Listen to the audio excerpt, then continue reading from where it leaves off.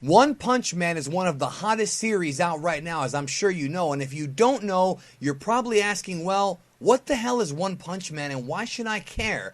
Well, on this video, I'll tell you everything you need to know about One Punch Man.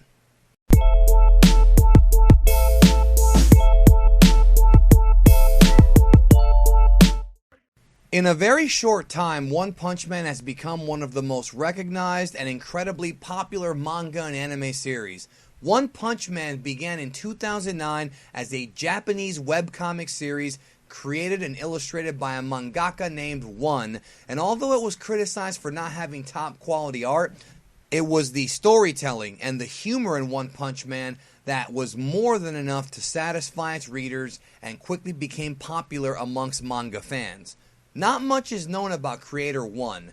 We know he was born in October 29th, 1986, and prior to One Punch Man worked on a number of manga like Sun Man and Tennis Player Ryu, which were never serialized. This guy One is such an amazing inspiration because he literally went into business for himself, wrote the manga despite not having the artistic talent of his peers, and relied on his sense of humor and wit to carry the story, serialized it on his own website for fun, and as a result is the definition of a self-made man. One Punch Man is the story of a man named Saitama who resembles the average Joe and lives like a normal person, but is anything but normal.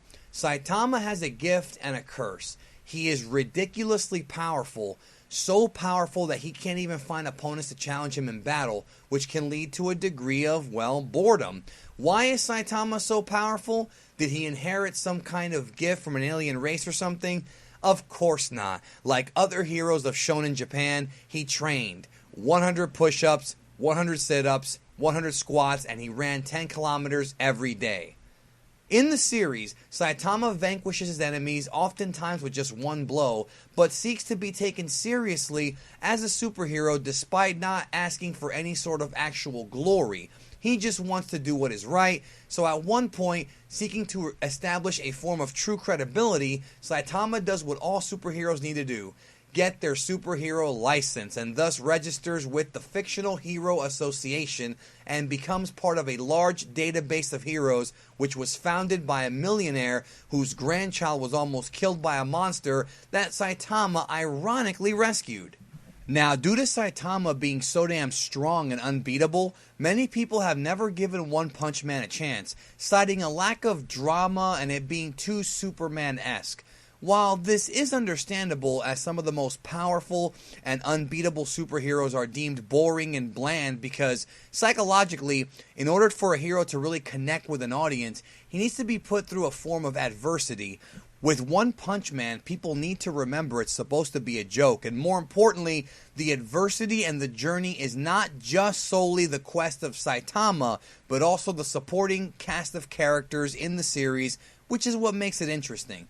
Characters like the cyborg Genos, the biker Moomin Rider, and others help supplement the story by playing the everyman role to the audience. Soon after it was launched, One Punch Man, known as One Punch Man, became a smash hit with over 20,000 views every day. One of the major factors of One Punch Man that made it such an instant smash hit is purely on its influences.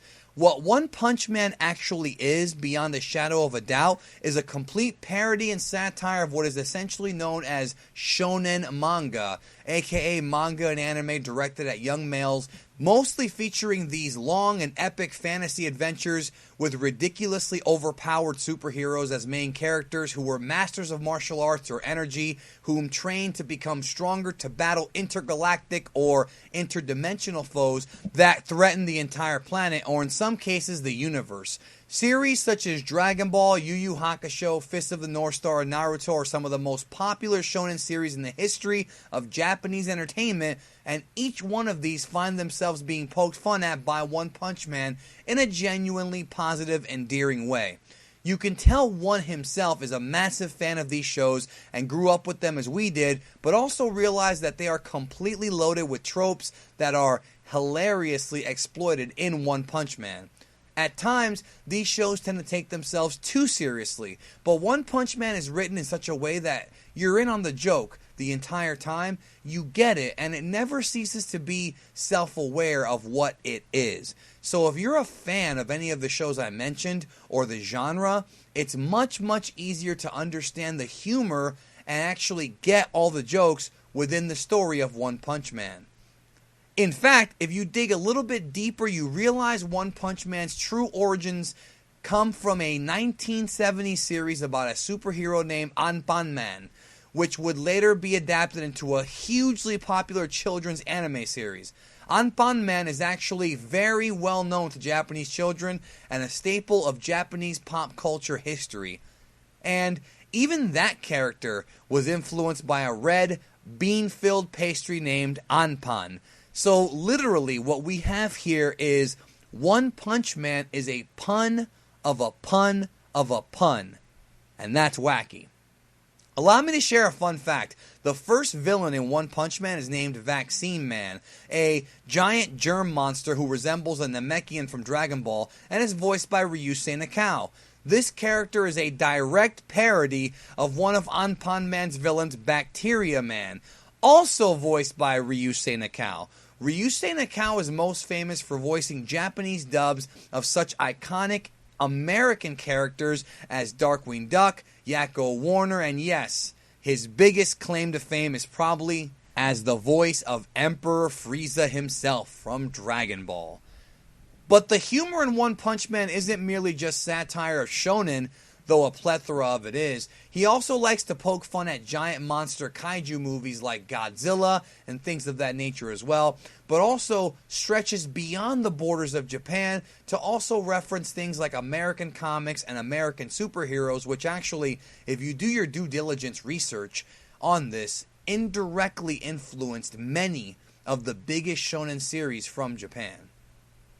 Japan's biggest manga publisher, Shueisha, soon learned of this and wanted a piece of the pie. However, due to the art being considered subpar, Shueisha hired Yusuke Murata to illustrate a new manga series that would be released by Shueisha in collected volumes.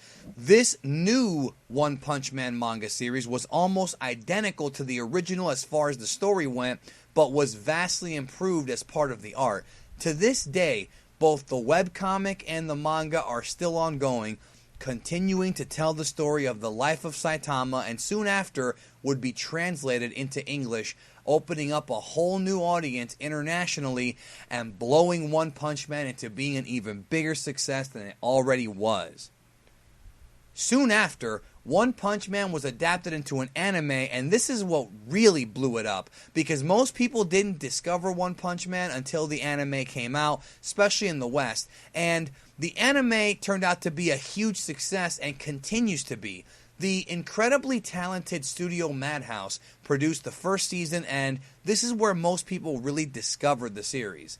Soon after, Viz Media obtained the North American license for One Punch Man, dubbing the series and exposing it to a whole new audience, the same place that Dragon Ball was exposed originally, to really blow it up on Toonami. The phenomenon behind One Punch Man is sudden but understandable. It's easy for people who grew up on superheroes and superhero tropes to understand the satire and humor that is the backbone of the series, while also being backed by extremely high-quality animation, voice acting, and just an overall great production by Studio Madhouse, and all of this make it a mesmerizing series to watch. As we all await more episodes, I encourage you to try One Punch Man and have a blast like the rest of us. Thank you for taking the time to watch this video, and if you enjoyed this video, punch that subscribe button for more videos like this. Share this video out with the world, and I thank you for your support, and enjoy more of the content that we have to offer here on Geekdom 101. I will catch you down the road. I've come back from the future to warn you that if you don't subscribe to Geekdom 101, your future is grim.